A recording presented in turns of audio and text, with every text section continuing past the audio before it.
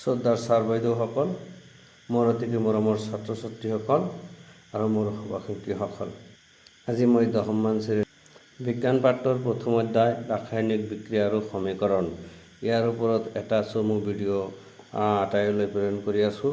ইয়াৰ মাজতে অবাঞ্ছিতভাৱে ৰৈ যোৱা ভুল ত্ৰুটিসমূহ শুধৰাই দিলে বা উনুকিয়াই দিলে আনন্দিত হ'ম।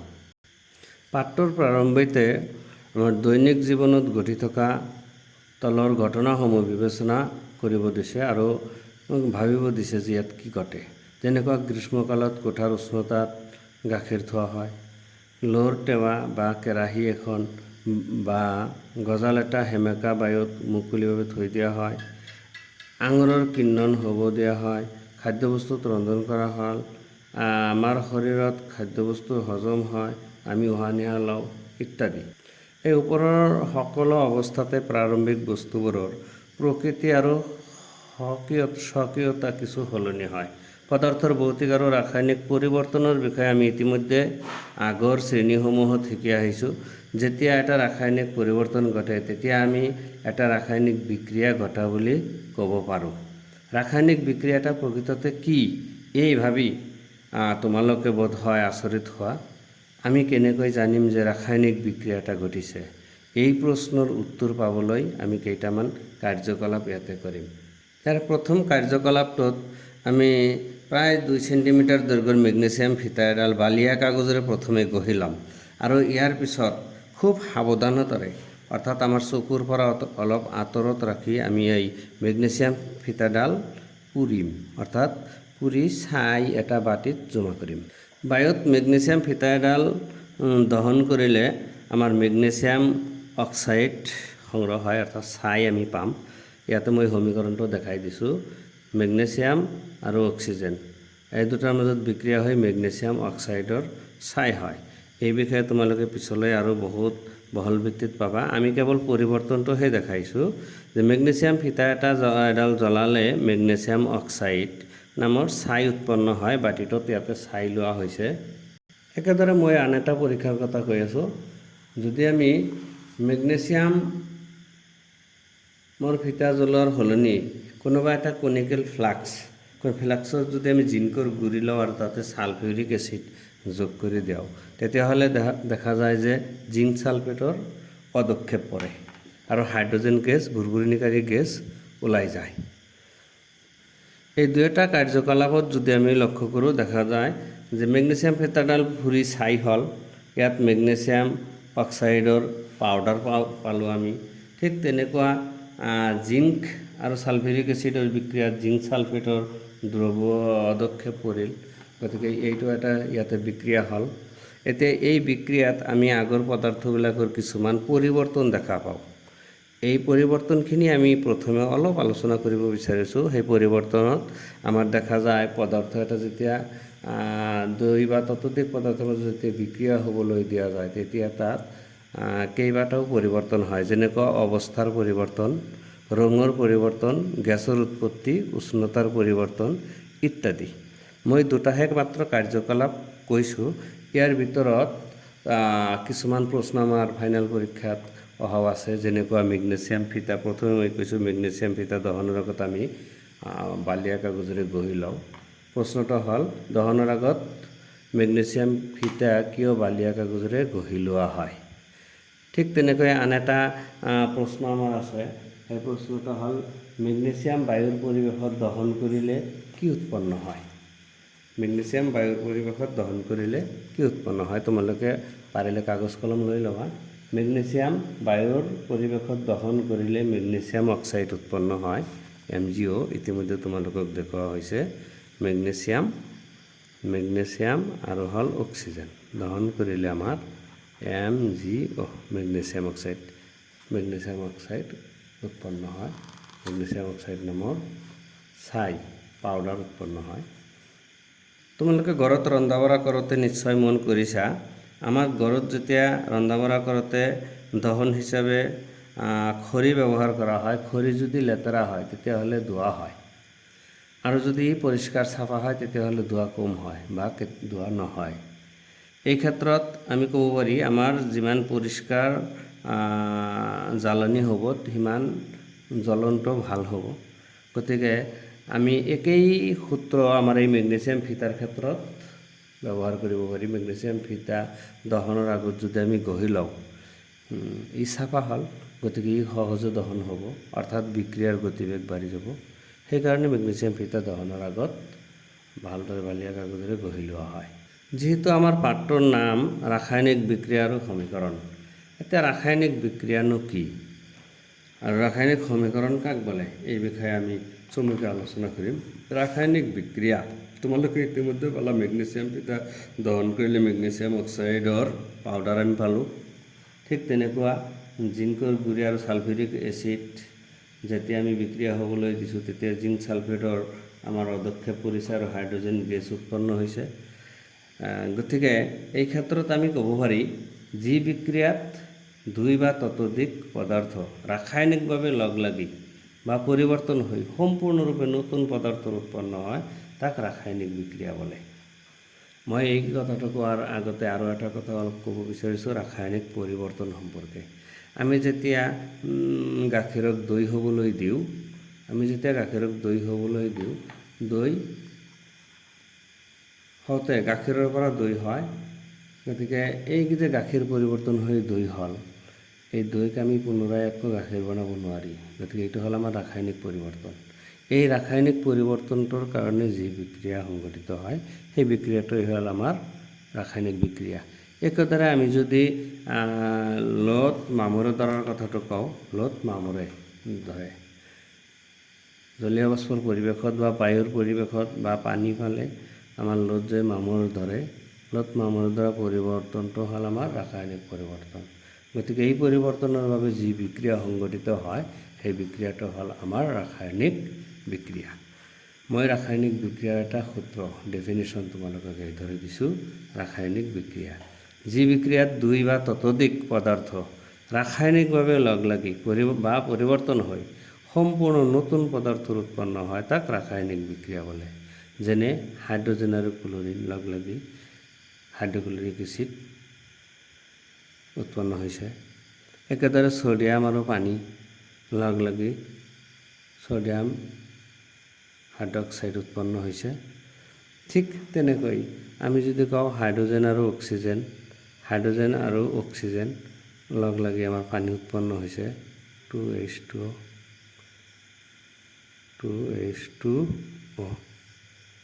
পানী উৎপন্ন হৈছে।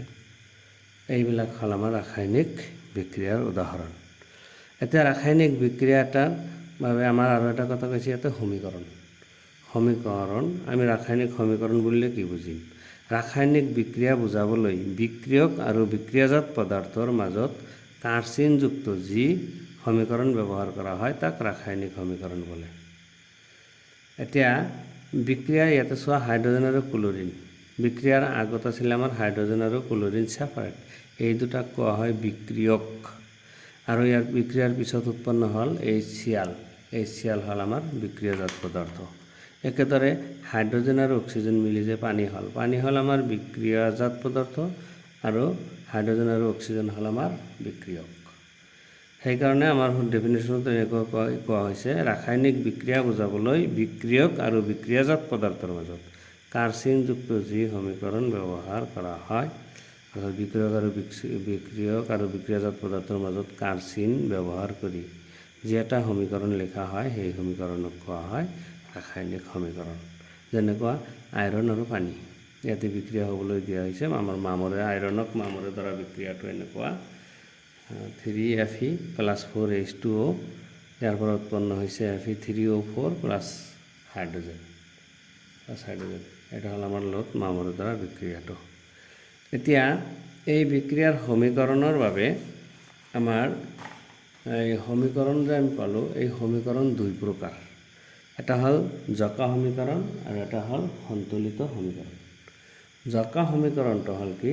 জকা সমীকৰণত বৰৰ নিত্যতাবিধি প্ৰয়োগ নকৰাকৈ কেৱল মাত্ৰ বিক্ৰিয়ক আৰু বিক্ৰিয়াজাত পদাৰ্থৰ থকা মৌল বা যৌগৰ সাংকেতিক চিহ্নৰে প্ৰকাশ কৰা অসমতুল সমীকৰণক জকা সমীকৰণ বুলি কোৱা হয়। অৰ্থাৎ বিক্ৰিয়াৰ আগত আৰু পিছত মৌলৰ পৰমাণুৰ সংখ্যা ইয়াতে সমান হোৱাৰ কোনো কথা নাই, কেৱল মৌলৰ পৰমাণু থাকিলেই হ'ল। এটা ইয়াতে ভৰৰ নিত্যতা বিধিৰ প্ৰয়োগ নহয়। আমি ভৰৰ নিত্যতা বিধিটো ক্লাছ 8-9 পাই আহিছোঁ। সেই ক্ষেত্ৰত ভৰৰ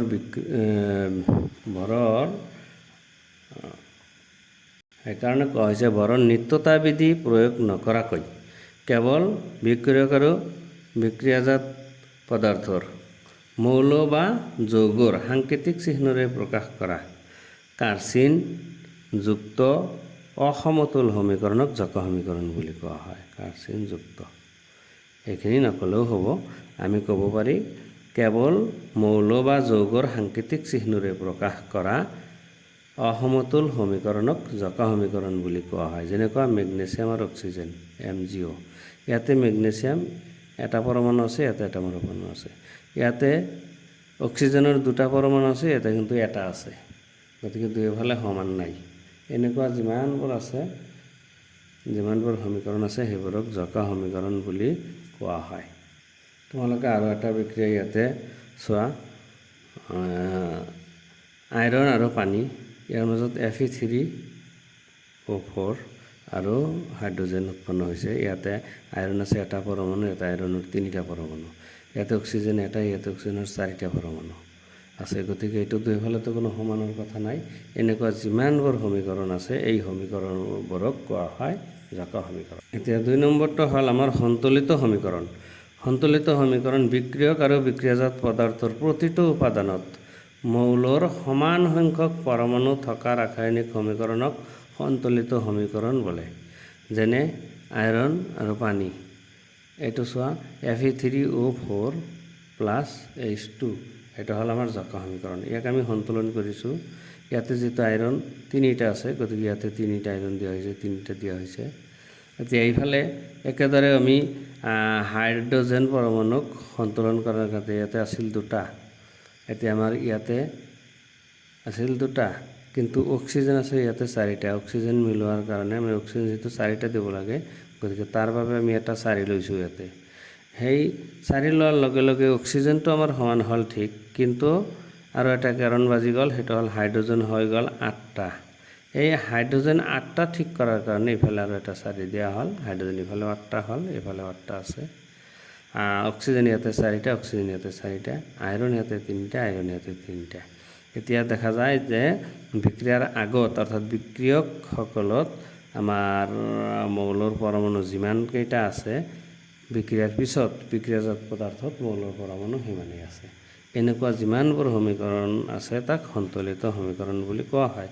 একেদৰে জিংক আৰু ছালফিউৰিক এচিড, যিটো উদাহৰণ বা কাৰ্যকলাপ তোমালোকক প্ৰথমে দিয়া হৈছিল, তাতে জিংক ছালফেটৰ পদক্ষেপ আৰু হাইড্ৰজেন এইটো সন্তুলন হৈয়ে আছে। ইফালে ছালফাৰ এটা এটা আছে, অক্সিজেন 4টা, অক্সিজেন 4টা, জিংক এটা, হাইড্ৰজেন 2টা, হাইড্ৰজেন ইয়াতে 2টা আছে। এনেকুৱা সমীকৰণ হ'ল আমাৰ সন্তুলিত সমীকৰণ। ইতিমধ্যে আমি গম পালোঁ ৰাসায়নিক বিক্ৰিয়াত ৰাসায়নিকভাৱে পদাৰ্থৰ যি পৰিৱৰ্তন হয়, এই পৰিৱৰ্তনত দেখা যায় কিছুমান বস্তু জুলীয়া, কিছুমান তৰল, কিছুমান গোটা ইত্যাদি। এতিয়া কোনবিলাক তৰল, গোটা বা গেছীয় ইত্যাদি বুজোৱাৰ কাৰণে আমাৰ কিছুমান চিহ্ন ব্যৱহাৰ কৰা হয়। যেনেকুৱা গেছীয় পদাৰ্থ বুজাবলৈ G ব্যৱহাৰ কৰা হয়, তৰল বুজাবলৈ L ব্যৱহাৰ কৰা হয়, জুলীয়া পদাৰ্থ বুজাবলৈ AQ অৰ্থাৎ একুয়া ব্যৱহাৰ কৰা হয়, আৰু গোটা বুজাবলৈ S আখৰ ব্যৱহাৰ কৰা হয়। যেনে কাৰ্বন মনক্সাইড, এইটো হ'ল গেছ, গতিকে G দিয়া হৈছে। H2 হ'ল গেছ, G দিয়া হৈছে। এতিয়া 340 বায়ুমণ্ডলীয় চাপত দেখা যায় যে এই দুটা বিক্ৰিয়া কৰি তোমাৰ মিথানল উৎপন্ন হৈছে। এতিয়া মিথানলত C কাৰ্বন H3OH, এইটো যিটো লিকুইড হয়, গতিকে ইয়াতে L বুজাবলৈ দিয়া হৈছে। লিকুইড বা তৰল বুজাবলৈ ইয়াতে যদিও দুয়োটা গেছ, কাৰ্বন মনক্সাইড আৰু হাইড্ৰজেন গেছ, এই দুটা গেছ 340 বায়ুমণ্ডলীয় চাপত ইথানললৈ পৰিৱৰ্তন হৈ তৰল পদাৰ্থ হয়গৈ। গতিকে যেহেতু তৰল হয় তাক বুজাবলৈ আমি এল ব্যৱহাৰ কৰিছোঁ। একেদৰে কাৰ্বন ডাই অক্সাইড আৰু পানী। কাৰ্বন ডাই অক্সাইডটো হ'ল আমাৰ একুয়া, ঠিক পানী হ'ল আমাৰ তৰল। এই দুটা বুজাবলৈ ইয়াতে আমাৰ সালোক সংশ্লেষণ বিক্ৰিয়াটোত দেখুওৱা হৈছে। আমাৰ গ্লুকোজ উৎপন্ন হৈছে, গ্লুকোজ একুয়া। একেদৰে অক্সিজেন গেছ হিচাপে উৰি যায়, গতিকে অক্সিজেন উৎপন্ন হৈছে, পানী উৎপন্ন হৈছে। এই দুটা চিন তোমালোকক দিয়া হৈছে। এতিয়া তোমালোকৰ 6 নম্বৰ পৃষ্ঠাত কিছুমান প্ৰশ্ন দিয়া হৈছে, প্ৰশ্নাৱলী। বায়ুত দহনৰ আগতে মেগনেছিয়াম ফিতা এডাল পৰিষ্কাৰ কৰি ল'ব লাগে কিয়? ইতিমধ্যে তোমালোকক উত্তৰটো কৈ দিয়া হৈছে। মই ইয়াতে উত্তৰটো তোমালোকক দি দিছোঁ, লাগিলে স্ক্ৰীনশ্বট কৰি ৰাখি থ'ব পাৰা। বায়ুত দহনৰ আগত মেগনেছিয়াম ফিতা এডাল পৰিষ্কাৰ কৰি ল'ব লাগে কিয়? উত্তৰটো হ'ল এনেকুৱা। আমি জানো যে লেতেৰা বস্তুতকৈ পৰিষ্কাৰ বস্তুৰ দহন সোনকালে হয়, কাৰণ লেতেৰা বস্তুতকৈ পৰিষ্কাৰ বস্তুৰ দহন বিক্ৰিয়া খৰতকীয়া হয়, অৰ্থাৎ বিক্ৰিয়াৰ গতিবেগ বাঢ়ে। সেয়ে দহনৰ আগত মেগনেছিয়ামৰ ফিতা এডাল পৰিষ্কাৰ কৰি ল'ব লাগে। ইয়াৰ পিছত তোমালোকৰ প্ৰশ্ন, তোমালোকে চোৱা, ইয়াতে তলৰ ৰাসায়নিক বিক্ৰিয়াবোৰৰ বাবে সন্তুলিত সমীকৰণ লিখা। ইয়াতে দিছে হাইড্ৰজেন আৰু ক্লৰিন, উৎপন্ন হয় হাইড্ৰজেন ক্লোৰাইড। ইতিমধ্যে তোমালোকক দিয়া হৈছে ইয়াৰ আগত হাইড্ৰজেন আৰু ক্লৰিন। হাইড্ৰজেন আৰু ক্লৰিন উৎপন্ন হয় হাইড্ৰজেন ক্লোৰাইড, হাইড্ৰজেন ক্লোৰাইড। ইতিমধ্যে তোমালোকে ইয়াৰ আগত দিয়া হৈছে। 2 নম্বৰত কি হৈছে, বেৰিয়াম ক্লোৰাইড আৰু এলুমিনিয়াম ছালফেট, এই দুটাৰ মাজত বিক্ৰিয়া হয় বেৰিয়াম ছালফেট, এলুমিনিয়াম ক্লোৰাইড। একেদৰে তলত আৰু কেইবাটাও প্ৰশ্ন তোমালোকৰ দিছে, এইবাৰ চোৱা। মই তোমালোকৰ সুবিধাৰ্থে ইয়াতে এনচাৰখিনি আগতীয়াকৈ প্ৰস্তুত ৰাখিছোঁ। বেৰিয়াম ক্লোৰাইড, এলুমিনিয়াম ছালফেট, ইয়াৰ পৰা উৎপন্ন হৈছে বেৰিয়াম ছালফেট আৰু এলুমিনিয়াম ক্লোৰাইড। একেদৰে ছ'ডিয়াম আৰু পানী, ছ'ডিয়াম হাইড্ৰক্সাইড আৰু হাইড্ৰজেন গেছ, ইয়াতে সন্তুলন কৰা হৈছে। চোৱা, সন্তুলনত আমাৰ ইয়াতে এলুমিনিয়াম আছে 2টা, ইয়াতে এলুমিনিয়াম 2টা কৰাৰ কাৰণে আগতে এটা 2 দিয়া হ'ল। ইয়াতে এলুমিনিয়াম 2টা হোৱাৰ লগে লগে ক্লোৰিনটো 3 2 6টা হৈ গ'ল। গতিকে ইয়াতে ক্লোৰিন 2টা আছে, তাৰ আগত আমি 3 দিছোঁ। ইয়াৰ আগত 3 দিয়াৰ লগে লগে বেৰিয়াম 3টা হৈ গ'ল, তাৰ কাৰণে এই বেৰিয়াম ঠিক কৰাৰ কাৰণে আগতে এটা 3 দিয়া হৈছে। এইদৰে আমি সমীকৰণ সন্তুলন কৰি লৈছোঁ। 3 নম্বৰ প্ৰশ্নত তোমালোকক যে তলৰ বিক্ৰিয়াবোৰৰ বাবে অৱস্থা চিহ্ন সহ একোটা সন্তুলিত ৰাসায়নিক সমীকৰণ লিখা। বেৰিয়াম ক্লোৰাইড আৰু ছ'ডিয়াম ছালফেটৰ জলীয় দ্ৰৱৰ মাজত বিক্ৰিয়া ঘটি অদ্ৰাব্য বেৰিয়াম ছালফেট আৰু ছ'ডিয়াম ক্লোৰাইড দ্ৰৱ প্ৰস্তুত হয়। বিক্ৰিয়াটো চোৱা, মই এনেকৈ দিছোঁ। বেৰিয়াম ক্লোৰাইড, এটা হ'ল গোটা চলিড, ছ'ডিয়াম ছালফেট, ই হ'ল লিকুইড। এই দুটাই যেতিয়া একেলগ কৰা হয় বেৰিয়াম ছালফেট, ইয়াত অদ্ৰাব্য বুলি কোৱা হৈছে, সেইকাৰণে এছ দিয়া হৈছে। অদ্ৰাব্য বেৰিয়াম ছালফেট, লগতে ছ'ডিয়াম ক্লোৰাইড লৱণ উৎপন্ন হয়। একেদৰে 2 নম্বৰ প্ৰশ্নটো চোৱা, ছ'ডিয়াম হাইড্ৰক্সাইডৰ দ্ৰৱ পানীত বুলি কোৱা আছে, হাইড্ৰক্লৰিক এচিডৰ দ্ৰৱ পানীত বুলি কোৱা আছে। ইয়াৰ লগত বিক্ৰিয়া কৰিলে ছ'ডিয়াম ক্লোৰাইড দ্ৰৱ আৰু পানী উৎপন্ন হয়। ইয়াৰ বাবে আমাক সমীকৰণ দিব। 2 নম্বৰৰ বাবে সমীকৰণটো চোৱা, ছ'ডিয়াম হাইড্ৰক্সাইড আৰু হাইড্ৰক্লৰিক এচিড। ছ'ডিয়াম হাইড্ৰক্সাইড আৰু হাইড্ৰক্লৰিক এচিড দুয়োটা আমাৰ লিকুইড। এতিয়া ইয়াৰ মাজত বিক্ৰিয়া হৈ দ্ৰৱ যেতিয়া উৎপন্ন হয় ছ'ডিয়াম ক্লোৰাইডৰ দ্ৰৱ, ছ'ডিয়াম ক্লোৰাইডৰ জলীয় দ্ৰৱ বুজাবলৈ আমাৰ কিউ ব্যৱহাৰ কৰা হয়, লগতে হাইড্ৰজেন গেছ উৎপন্ন হয়। এবাৰ যিহেতু আমাৰ লেচনটো ৰাসায়নিক বিক্ৰিয়া আৰু ইয়াৰ সমীকৰণ, আমি আলোচনা কৰিম ৰাসায়নিক বিক্ৰিয়াবোৰ কিমান প্ৰকাৰৰ হ'ব পাৰে। বিভিন্ন প্ৰকাৰৰ ৰাসায়নিক বিক্ৰিয়া আমি পাওঁ, যেনেকুৱা সংযোজন বিক্ৰিয়া। ৰাসায়নিক বিক্ৰিয়া আমি বিভিন্ন প্ৰকাৰৰ পাম, যেনেকুৱা সংযোজন বিক্ৰিয়া। একেদৰে বিযোজন বিক্ৰিয়া, ঠিক একেদৰে আমাৰ আছে তাপবিয়োজন বিক্ৰিয়া, তাৰপিছত আছে সংযোজন বিক্ৰিয়া। বিয়োজন বিক্ৰিয়া আকৌ 3 প্ৰকাৰৰ আমি পাম, তাপীয় বিয়োজন,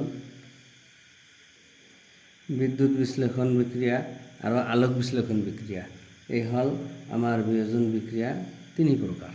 বিয়োজন বিক্ৰিয়া আমি 3 প্ৰকাৰ পাম, আকৌ এবাৰ কৈ দিছোঁ। তাপীয় বিয়োজন, বিদ্যুৎ বিশ্লেষণ আৰু আলোক বিশ্লেষণ বিক্ৰিয়া। এবাৰ বিভিন্ন প্ৰকাৰ বিক্ৰিয়াসমূহ আমি যদি আলোচনা কৰি এনেকুৱা পাম সংযোজন বিক্ৰিয়া, তাপবৰ্জী বিক্ৰিয়া। সংযোজন বিক্ৰিয়াৰ মাজত কিছুমানৰ তাপ উৎপন্ন হয়, কিছুমানত তাপ নহয়, কিছুমানত তাপ উৎপন্ন হয়, কিছুমানত তাপ নহয়। যেনেকুৱা আমি যদি চূণ পানীৰ মাজত তিয়াই থওঁ, দেখা যায় যে আমাৰ মৰা চূণ তিয়াই থ'লে আমি যিখিনি চূণ পাওঁ, এই চূণখিনি হ'ল আমাৰ শীতলিত চূণ। শীতলিত চূণ পাওঁতে আমাৰ প্ৰচুৰ পৰিমাণে তাপ উৎপন্ন হয়। অৰ্থাৎ তাপ যিহেতু উৎপন্ন হয়, সেইকাৰণে এইবোৰক তাপবৰ্জী বিক্ৰিয়া বুলি কোৱা হয়। আমি পিছলৈ ডিটেইলছত আলোচনা কৰিম। একেদৰে আমাৰ বিয়োজন বিক্ৰিয়া বা বিয়োজন বিক্ৰিয়া, এই বিক্ৰিয়াটো আকৌ 3 প্ৰকাৰ: তাপীয় বিয়োজন বিক্ৰিয়া, বিদ্যুৎ বিশ্লেষণ বিক্ৰিয়া, আলোক বিশ্লেষণ বিক্ৰিয়া। আমি ইয়াৰ এই বিক্ৰিয়াসমূহ পুংখানুপুংখভাৱে আলোচনা কৰিম ইন ডিটেইলছত। 4 নম্বৰ অপহৰণ বা প্ৰতিস্থাপন বিক্ৰিয়া, 5 নম্বৰ দ্বি অপহৰণ বিক্ৰিয়া, 6 নম্বৰ জাৰণ বিজাৰণ বিক্ৰিয়া। ইয়াৰ পিছত আমি এই বিক্ৰিয়াসমূহ বিশদভাৱে আলোচনা কৰিম। এবাৰ সংযোজন বিক্ৰিয়া, কম্বিনেশন ৰিয়েকশন। 2 বা ততোধিক বিক্ৰিয়ক পদাৰ্থ লগ হৈ এটা মাত্ৰ বিক্ৰিয়াজাত পদাৰ্থ উৎপন্ন হোৱা বিক্রিয়াক সংযোজন বিক্রিয়া বলে। ইয়াত দেখা যায় যে 2টা বা 3টা বিক্রিয়ক পদার্থ লগ হৈ এটা মাত্ৰ বিক্ৰিয়াজাত পদাৰ্থ হৈছে। এটা মাত্ৰ বিক্ৰিয়াজাত পদাৰ্থ হ'লে তেনেকুৱা বিক্ৰিয়াক আমাৰ সংযোজন বিক্ৰিয়া বুলি কোৱা হ'ব। 2টা বা 3টা মিলি এটাহে হ'ব উৎপন্ন।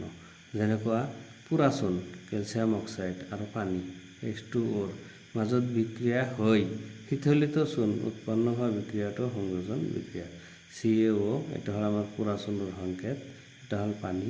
CaOH2 এটা হ'ল আমাৰ শীতলিত চূণ। এইটো শীতলিত চূণটো হ'ল ইয়াতে 2টা আছিল, কেলছিয়াম অক্সাইড আৰু পানী। 2টা বিক্ৰিয়ক পদাৰ্থ উৎপন্ন হৈছে, এটা মাত্ৰ বিক্ৰিয়াজাত পদাৰ্থ।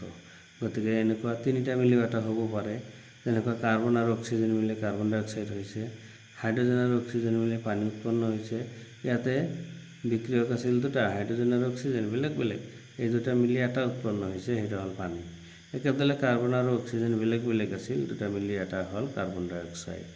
গতিকে 2 বা ততোধিক বিক্ৰিয়ক পদাৰ্থ লগ লাগি এটা মাত্ৰ বিক্ৰিয়াজাত পদাৰ্থ উৎপন্ন হোৱা বিক্ৰিয়াক সংযোজন বিক্ৰিয়া বুলি কোৱা হয়। আগৰ ডেফিনেশ্যনটো আমি এনেদৰে ক'ব পাৰোঁ। এতিয়া শীতলিত চূণৰ ওপৰত আমাৰ ইম্পৰ্টেণ্ট প্ৰশ্ন এটা আছে, যিটো প্ৰশ্ন পৰীক্ষাত আহে, সেই বিষয়ে আমি পিছলৈ আলোচনা কৰিম। কেৱল NB বা টকাত অলপ বুজাৰ সুবিধাৰ কাৰণে দি দিছোঁ। বগা ৰং সানিবলৈ বেৰত দিয়া হয় শীতলিত চূণ। শীতলিত চূণসমূহ কি বগা ৰং সনাৰ কাৰণে বিভিন্ন উৎসৱ, বিয়া আদি পাৰ্বণত বগা ৰঙৰ কাৰণে চূণ দিয়া হয়। এতিয়া এই চূণটো কি হ'ল, বায়ুৰ পৰিৱেশত অৰ্থাৎ কাৰ্বন ডাই অক্সাইডৰ লগত লাহে লাহে বিক্ৰিয়া কৰি কেলছিয়াম কাৰ্বনেট উৎপন্ন হৈ এটা পাতল প্ৰলেপৰ সৃষ্টি কৰে বাবে কেলছিয়াম কাৰ্বনেট বেৰত চিকমিকনি বগা দেখা যায়। ইয়াৰ পৰা প্ৰশ্ন আছে, আমি উত্তৰটো আগতীয়াকৈ দি দিছোঁ যে শীতলিত চূণ যেতিয়া আমাৰ বেৰত দিয়া হয়, তেতিয়া এই বায়ুমণ্ডলৰ পৰা কাৰ্বন ডাই অক্সাইডৰ লগত বিক্ৰিয়া কৰি লাহে লাহে কেলছিয়াম কাৰ্বনেট উৎপন্ন কৰে। আৰু কেলছিয়াম কাৰ্বনেট হ'ল আমাৰ চূণশিল। এই টান শকত, এই পাতল এটা প্ৰলেপৰ যেতিয়া সৃষ্টি কৰে, তেতিয়া ই উজ্জ্বল চিকমিকনি বগা দেখায়। বিক্ৰিয়াটো হ'ল এনেকুৱা, মই ইয়াতে দি দিছোঁ কেলছিয়াম হাইড্ৰক্সাইড, তাৰ লগত কাৰ্বন ডাই অক্সাইড বায়ুমণ্ডলৰ পৰা যোগ হৈ কেলছিয়াম কাৰ্বনেট আৰু জলীয় বাষ্প উৰি যায়, গুচি যায়। এই বিক্ৰিয়াটো আমাৰ সংঘটিত হয়। এই বিক্ৰিয়াটো মাজে মাজে পৰীক্ষাত আহে। ইয়াৰ পৰা আৰু এটা কুৱেশ্যন আহে তোমালোকৰ, মাৰ্বলৰ ৰাসায়নিক সংকেতটো আহে। মাৰ্বলৰ ৰাসায়নিক সংকেত হ'ল কেলছিয়াম কাৰ্বনেট, CaCO3। ইয়াতে মই কৈ দিছোঁ মাৰ্বলৰ ৰাসায়নিক সংকেতটো CaCO3, কেলছিয়াম কাৰ্বনেট। 2016 আৰু 2018 আহিছিল আমাৰ তাপবৰ্জী বিক্ৰিয়া। তাপবৰ্জী বিক্ৰিয়া কাক বোলে, সমীকৰণটো লিখা। আমি উত্তৰটো এনেকৈ দিওঁ, যিবোৰ বিক্ৰিয়াত বিক্ৰিয়াজাত পদাৰ্থ উৎপন্ন হোৱাৰ লগতে তাপৰ উদ্ভৱ হয় সেইবোৰক তাপবৰ্জী ৰাসায়নিক বিক্ৰিয়া বলা হয়। যেনে মিথেন গেছ, অক্সিজেনৰ দহন হ'লে কাৰ্বন ডাই অক্সাইড, পানী আৰু তাপ উৎপন্ন হয়। মিথেন গেছ CH4 হ'ল আমাৰ মিথেন গেছ, এটা হ'ল অক্সিজেন, অক্সিজেনৰ দহন হয়, কাৰ্বন ডাই অক্সাইড গেছ উৎপন্ন হয়, পানী উৎপন্ন হয় আৰু প্ৰচুৰ পৰিমাণে তাপ উৎপন্ন হয়। একেদৰে আমি কেলছিয়াম অক্সাইড আৰু পানী, অৰ্থাৎ পুৰা চূণত যেতিয়া আমি পানী দিওঁ শীতলিত চূণ উৎপন্ন হ'লে তাপ উৎপন্ন হয়। আমাৰ শ্বসনো এটা তাপবৰ্জী বিক্ৰিয়া, অৱশ্যে এনেকুৱাকৈ আহে শ্বসনক কিয় তাপবৰ্জী বিক্ৰিয়া বুলি কোৱা হয়। ইয়াৰ উত্তৰটো আমি দিব বিচাৰিছোঁ এনেকৈ। শ্বসন আমাৰ ইয়াতে আছে। আমি খোৱা খাদ্যৰ কাৰ্বহাইড্ৰেট অংশ ভাঙি গ্লুক'জলৈ পৰিৱৰ্তন হয়। এই গ্লুক'জ অণু দেহৰ কোষত অক্সিজেনৰ সৈতে লগ হৈ তাপ আৰু শক্তিৰ যোগান ধৰা বিক্ৰিয়াই হ'ল আমাৰ শ্বসন বিক্ৰিয়া। এই বিক্ৰিয়াত যিহেতু তাপ উৎপন্ন হয় সেইবাবে ইয়াক তাপবৰ্জী বিক্ৰিয়া বোলে। আমাৰ শ্বসনৰ বিক্ৰিয়াত যিহেতু তাপ উৎপন্ন হয় সেইবাবে ইয়াক তাপবৰ্জী বিক্ৰিয়া বুলি কোৱা হয়। বিক্ৰিয়াটো এনেকৈ সংঘটিত হয়। এটা হ'ল গ্লুক'জ অণু ভাঙিছে, অক্সিজেন আৰু পানী, এইকেইটাৰ লগত বিক্ৰিয়া কৰি কাৰ্বন ডাই অক্সাইড, পানী আৰু শক্তি উৎপন্ন হৈছে। গ্লুক'জ, অক্সিজেন আৰু পানী, এতিয়া কাৰ্বন ডাই অক্সাইড আৰু পানী উৎপন্ন হৈছে, ইয়াৰ লগত শক্তি উৎপন্ন হৈছে। এতিয়া বনস্পতিজাত দ্ৰব্যৰ পচন সাৰলৈ হোৱা পৰিৱৰ্তনৰ তাপবৰ্জী বিক্ৰিয়া। গতিকে মই ইয়াতে তাপবৰ্জী বিক্ৰিয়া কেইবাটা উদাহৰণ দি দিছোঁ। বনস্পতিজাত দ্ৰব্যৰ পাচন সাৰলৈ হোৱা পৰিৱৰ্তনৰ হ'ল তাপবৰ্জী বিক্ৰিয়া। এতিয়া 2016 আৰু 2018 আন এটা আহিছিল বিয়োজন বিক্ৰিয়া। কেতিয়াবা সংযোজন আৰু বিয়োজন বিক্ৰিয়াৰ পাৰ্থক্যটো আহে। কেতিয়াবা সংযোজন বিক্ৰিয়াক কিয় বিয়োজন বিক্ৰিয়াৰ বিপৰীত বা বিয়োজন বিক্ৰিয়াক কিয় সংযোজন বিক্ৰিয়াৰ বিপৰীত বুলি কোৱা হয়, এনেকুৱাকৈ প্ৰশ্ন আহে। আমি ইতিমধ্যে ক'লোঁ সংযোজন বিক্ৰিয়াত দুই বা ততোধিক বিক্ৰিয়ক পদাৰ্থ লগ হৈ এটা মাত্ৰ বিক্ৰিয়াজাত পদাৰ্থ উৎপন্ন হয়। এই ক্ষেত্ৰত আমি বিয়োজন বিক্ৰিয়াত ক'ব পাৰি যিবোৰ বিক্ৰিয়াত এটা মাত্ৰ বিক্ৰিয়ক অণু ভাঙি দুই বা ততোধিক বিক্ৰিয়াজাত অণুলৈ পৰিৱৰ্তন হয় তাক বিয়োজন বিক্ৰিয়া বোলে। যেনেকুৱা কেলছিয়াম কাৰ্বনেট। কেলছিয়াম কাৰ্বনেটক তাপ দিলে কেলছিয়াম অক্সাইড আৰু কাৰ্বন ডাই অক্সাইড উৎপন্ন হয়। ইয়াতে বিক্ৰিয়ক হ'ল এটা, বিক্ৰিয়াজাত হ'ল দুটা। গতিকে এটা ভাঙি যিহেতু দুটা হৈছে, একেদৰে এটা ভাঙি দুই বা তিনিটা হোৱা বিক্ৰিয়া যিমানবোৰ আছে এইবোৰ হ'ল বিয়োজন বিক্ৰিয়া। এই বিয়োজন বিক্ৰিয়া হ'ল তিনি প্ৰকাৰ। ইতিমধ্যে তোমালোকক কোৱা হৈছে বিয়োজন বিক্ৰিয়া তিনি প্ৰকাৰ: তাপীয় বিয়োজন বিক্ৰিয়া, বিদ্যুৎ বিশ্লেষণ বিক্ৰিয়া, আলোক বিশ্লেষণ বিক্ৰিয়া। তাপীয় বিয়োজন, যিবোৰ বিয়োজন বিক্ৰিয়া তাপ প্ৰয়োগ কৰি ঘটোৱা হয়। জীৱন বিয়োজন বিক্ৰিয়া, যিবোৰ বিয়োজন বিক্ৰিয়া তাপ প্ৰয়োগ কৰি ঘটোৱা হয় তেতিয়া তাক তাপীয় বিয়োজন বোলা হয়। যেনে কেলছিয়াম কাৰ্বনেটক যিহেতু তাপ দিয়াৰ ফলতহে ভাঙি পুৰা চূণ আৰু কাৰ্বন ডাই অক্সাইড উৎপন্ন হয়। কেলছিয়াম কাৰ্বনেট অৰ্থাৎ চূণশিলক তাপ দিলে পুৰা চূণ আৰু কাৰ্বন ডাই অক্সাইড গেছ উৎপন্ন হয়। গতিকে যিহেতু তাপ দিয়া হৈছে এইটো বিয়োজনৰ কাৰণে, গতিকে ইয়াক তাপীয় বিয়োজন বুলি কোৱা হয়। আৰু এটা উদাহৰণ মই ইয়াতে দিছোঁ, লেড নাইট্ৰেট দ্ৰব্যত তাপ যেতিয়া দিয়া হয় লেড অক্সাইড আৰু নাইট্ৰজেন ডাই অক্সাইড গেছ লগতে অক্সিজেন গেছ উৎপন্ন হয়। লেড নাইট্ৰেটক যেতিয়া তাপ দিয়া হয় তেতিয়া লেড অক্সাইড আৰু নাইট্ৰজেন ডাই অক্সাইড গেছ, অক্সিজেন গেছ উৎপন্ন হয়। ইয়াতে এটা বিক্ৰিয়ক ভাঙি তিনিটা বিক্ৰিয়াজাত পদাৰ্থ উৎপন্ন হৈছে। গতিকে এইটো নিশ্চয়কৈ এটা বিয়োজন বিক্ৰিয়া, আৰু যিহেতু তাপ উৎপন্ন হয় গতিকে এইটো তাপীয় বিয়োজন বিক্ৰিয়া। অৰ্থাৎ লেড নাইট্ৰেট উত্তপ্ত কৰিলে মুগা বৰণীয়া নাইট্ৰজেন ডাই অক্সাইড গেছ নিৰ্গত হয়। বগা চিলভাৰ ক্লৰাইড সূৰ্যৰ পোহৰত মটীয়া ৰঙৰ হৈ পৰে। বগা চিলভাৰ ক্লৰাইড সূৰ্যৰ পোহৰত মটীয়া ৰঙৰ হৈ পৰে। এই বিক্ৰিয়াটো হ'ল আমাৰ আলোক বিশ্লেষণ বিক্ৰিয়া। যিহেতু সূৰ্যৰ পোহৰত হয় গতিকে এইটো হ'ল আমাৰ আলোক বিশ্লেষণ বিয়োজন বিক্ৰিয়াটো। আৰু এবাৰ চোৱা, পোহৰে চিলভাৰ ক্লৰাইডক চিলভাৰ আৰু ক্লৰিনলৈ বিয়োজিত কৰাৰ বাবে বগা চিলভাৰ ক্লৰাইড মটীয়া হৈ পৰে।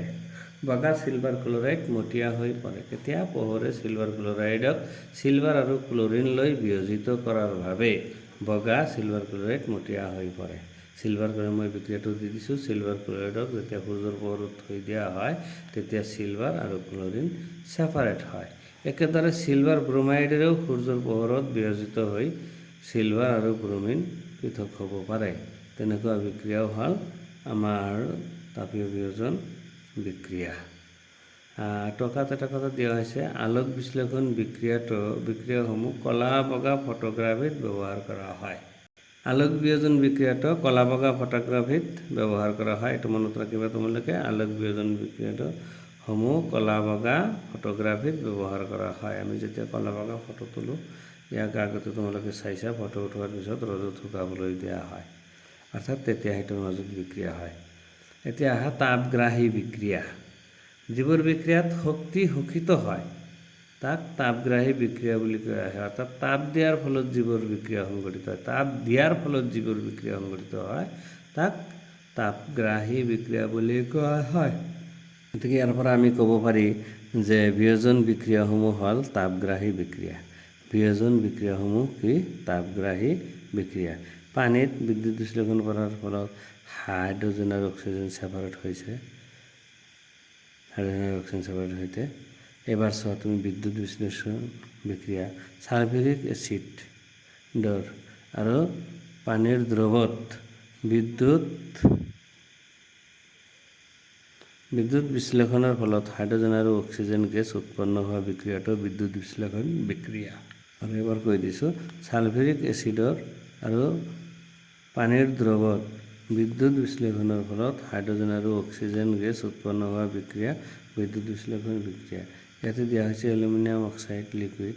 তাত বিদ্যুৎ বিশ্লেষণ কৰিলে এলুমিনিয়াম আৰু অক্সিজেন সেপাৰেট হৈছে। এলুমিনিয়াম আৰু অক্সিজেন যিটো সেপাৰেট হৈছে, ইয়াতে এটা ভাঙি দুটা হৈছে, গতিকে এইটো বিয়োজন বিক্ৰিয়া। এতিয়া তোমালোকৰ কেইটামান বিয়োজন বিক্ৰিয়াৰ উদাহৰণ দিয়া হৈছে ইয়াতে। ফেৰাছ সালফেট তাপ দিয়াৰ ফলত ফেৰিক অক্সাইড, অক্সিজেন আৰু সালফাৰ ট্ৰাইঅক্সাইড উৎপন্ন হৈছে। সালফাৰ ট্ৰাইঅক্সাইড উৎপন্ন হৈছে। একেদৰে সিলভাৰ ক্লোৰাইড তাপ দিয়াৰ ফলত সূৰ্যৰ পোহৰত সিলভাৰ আৰু ক্লোৰিনলৈ সেপাৰেট হয়। একেদৰে সিলভাৰ ব্ৰোমাইড তাপ দিয়াৰ ফলত সিলভাৰ আৰু ব্ৰোমিন সেপাৰেট হয়। ইয়াৰ পিছৰ ভিডিঅ'ত আমি তোমালোকৰ 10 নম্বৰ পৃষ্ঠাৰ প্ৰশ্ন উত্তৰসমূহ আলোচনা কৰিম। অপহৰণ বিক্ৰিয়া, প্ৰতিস্থাপন বিক্ৰিয়া, দ্বি অপহৰণ বিক্ৰিয়া আদি, জাৰণ আৰু বিজাৰণ বিক্ৰিয়া, এই সম্পৰ্কে আমি ইয়াৰ নেক্সট পিছৰ ভিডিঅ'ত আলোচনা কৰিম। আশা কৰোঁ তোমালোকে এইটো ভিডিঅ' ভালদৰে চাবা, লাইক কমেণ্ট আদি ইত্যাদি কৰিবা, আৰু পৰৱৰ্তীতে যাতে আৰু ভাল ভিডিঅ' আমি পঠোৱাব পাৰোঁ তাৰ কাৰণে আগুৱাই লৈ যাবলৈ অনুৰোধ জনাই আজিৰ এই ভিডিঅ' ইমানতে সামৰিছোঁ। ধন্যবাদ। সকলো আটাইয়ে কুশলে থাকা, এইখিনিলৈকে আহিছোঁ।